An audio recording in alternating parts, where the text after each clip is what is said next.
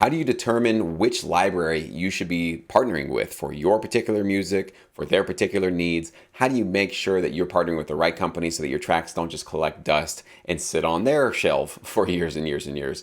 Really, really good question to ask and to think about. And in this video, I'm going to attempt to, we'll see how it goes, answer that question in 2 minutes or less. Yes, tall order, because this is something that usually takes me 5 or 10 minutes to actually explain, maybe more, but we're going to cram it into 2 minutes and we'll see if we can do it. It'll be a lot of fun. Join along here. And here's how I think you can do your own research and find out which library is best for you.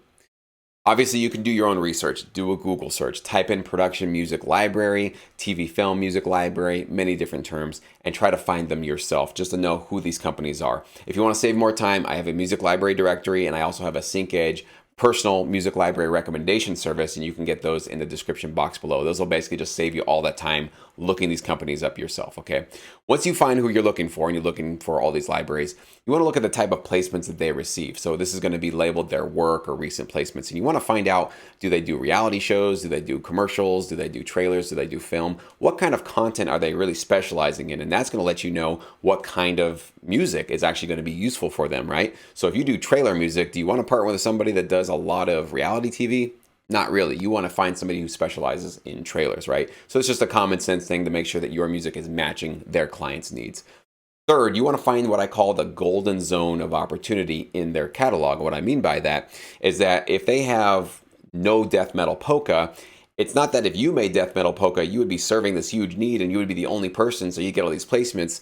It might be that they don't have any need for death metal polka, right? So you probably don't want to submit a type of music that they have nothing of. That's probably not wise. What you want to look for is something that they have some of, not too much, but some, and it's useful for their clients and for the work and for the placements they've received. So it's relevant and it's not oversaturated. There's not already 40,000 tracks in that particular genre, so that when you submit to it, you're going to have a higher chance of being used, and you're going to actually have the ability to really serve their needs for their clients, okay? Really important thing, golden zone of opportunity.